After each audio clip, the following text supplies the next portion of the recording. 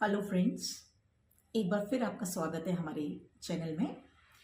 कल की हमने वीडियो में देखा कि एंजाइटी यानी चिंता, दो तरीके की चिंता की हमने बात करी, फंक्शनल और डिसफंक्शनल।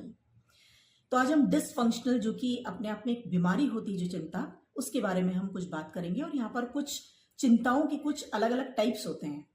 तो सर, आपका स्वागत है। मैं अपने हस्बैंड भुवन चंद जोशी जी से आज मैं कुछ जो अलग अलग तरह की जो चिंता है उनके बारे में बात करूंगी। तो सर, मेरे पास एक लिस्ट है, थोड़ा सा मैंने इसके बारे में सुना है, तो आप एक जनरल जानकारी, एक अवेयरनेस लोगों को दें, जिससे लोगों को पता चल सके कि ये भी चिंता है और मींस इसको कैसे हम डील कर सकते हैं लाइफ में। तो पहला है कि जीएडी। आप प्लीज अगर बता सकें कि जीएडी क्या होता है। जीएडी है जनरलाइज्ड एंजाइटी डिसऑर्डर। मीन्स ये डिसऑर्डर ऐसा डिसऑर्डर है जिसमें आप ये कह सकते हैं कि 24 घंटे चिंता और हर चीज की चिंता, हर समय चिंता, हर चीज की चिंता।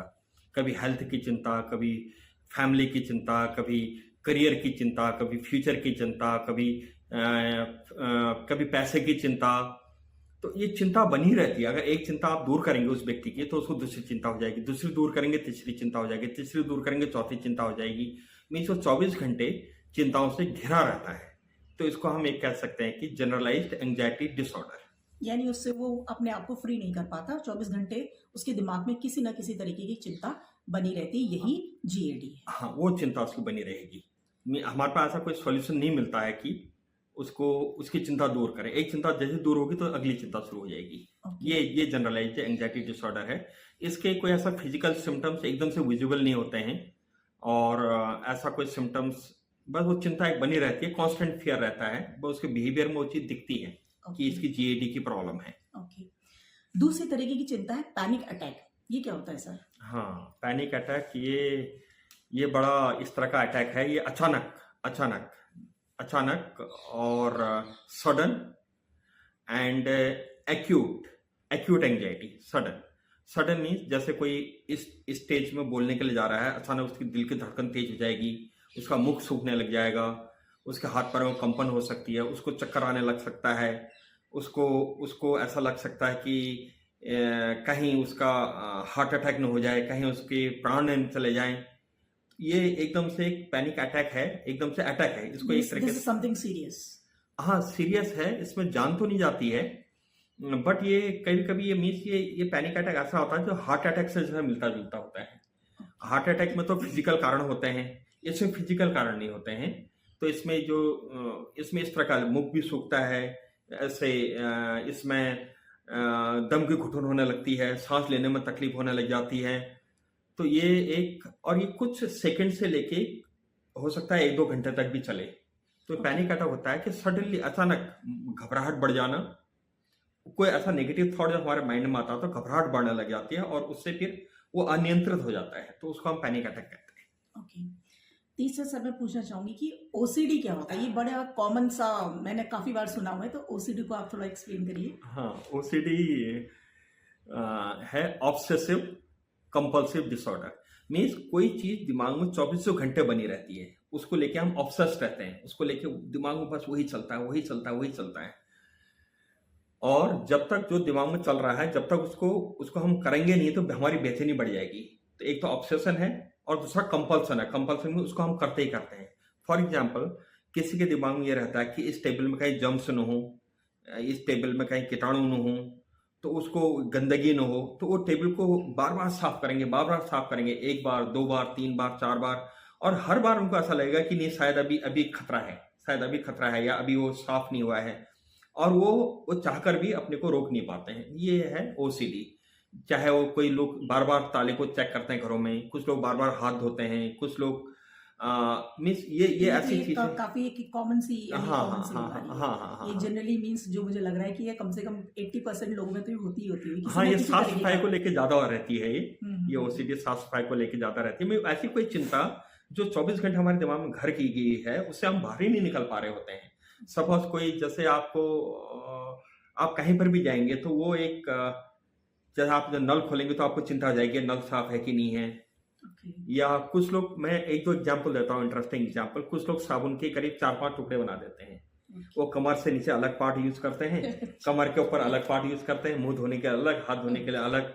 तो उनको लगता है कि इस पार्ट से ये गंदगी जा सकती है, उस पार्ट से वो गंदगी जा सकती है। Something really very interesting. हाँ, और कुछ लोग का ये रहता है कि जैसे कुछ लोग मैंने एक आध बार ऐसा भी केस सुना कि जहां पर घर के छत से, घर के ऊपर से जब भी कोई कौवा उड़ गया तो वो पूरे मकान को धो देती थी।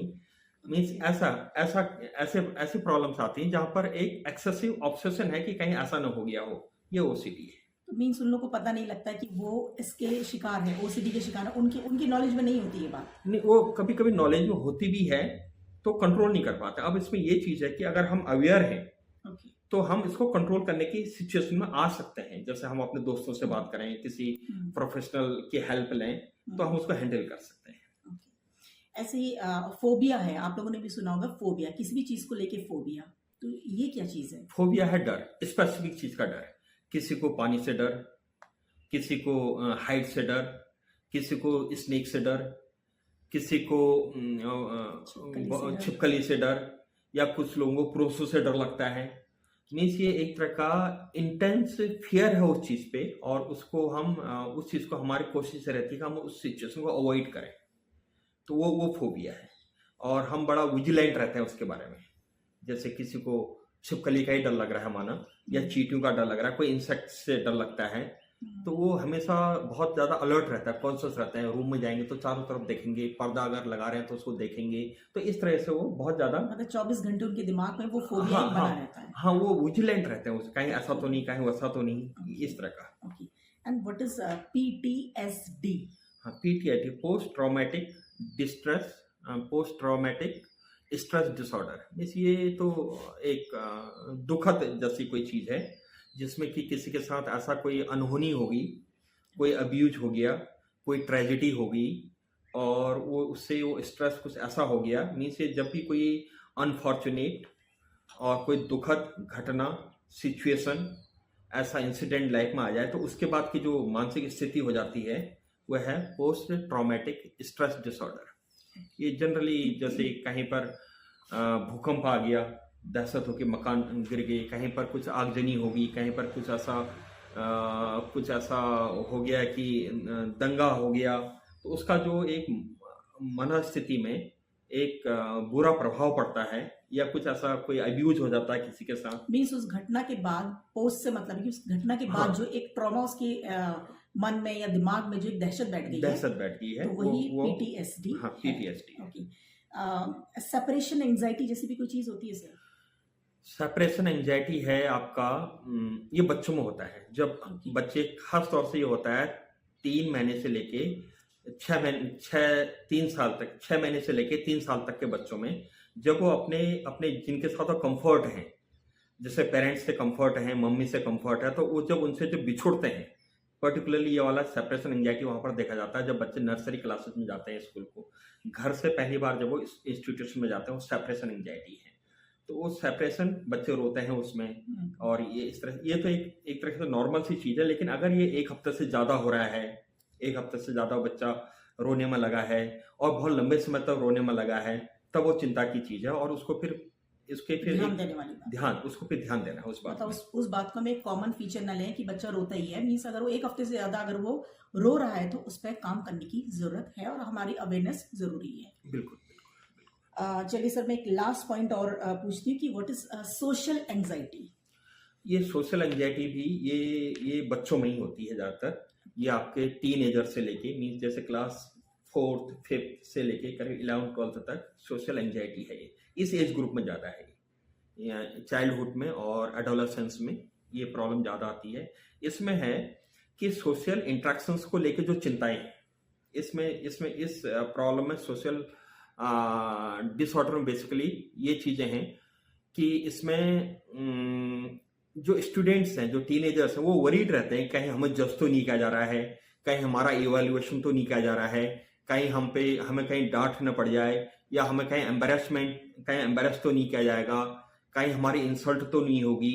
तो उस चीज को लेके घबराहट रहती है। तो उनके लिए जो सोशल इंटरेक्शन होता है, वो उनके लिए एक दहशत उनके दिमाग में। अगर उनको टीचर से बात करनी है तो बहुत घबराहट है, प्रिंसिपल ऑफिस में जानी है तो बहुत घबराहट है, या उनको कोई भी ऐसी चीज जहां पर उनका इंटरेक्शन होना है तो वहां पर वो उनके लिए एक बहुत बड़ी मुश्किल पैदा हो जाती है, क्योंकि उनका जजमेंट हो रहा है। हाँ उनको इससे वो ग्रस्त रहते हैं, इससे वो बिल्कुल चिंतित रहते हैं कि कहीं हमारा जजमेंट न हो रहा हो, अच्छा, कि लोग हमें कैसे जज कर रहे हैं, लोग कैसे मीन्स जज कर रहे पीपल हैं। कैसे जज कर रहे हैं, या हम जिनसे बात कर रहे हैं वो हमारे कैरेक्टर के बारे में, वो हमारी पर्सनालिटी के बारे में, या हमारे ओवरऑल मीन्स लाइफ के बारे में वो हमें कैसे जज कर रहे हैं। तो ये जनरली एक सोशल एंग्जाइटी उनके मन में क्रिएट कर देती है। बिल्कुल बिल्कुल बिल्कुल। तो सर थैंक यू, और होपफुली कि आप सबको भी एक अवेयरनेस जागी होगी कि चिंता होती है, एक बहुत कॉमन सी बात है, बट ये अगर ये डिसफंक्शनल हो गई है तो बीमारी का रूप ले लेती है।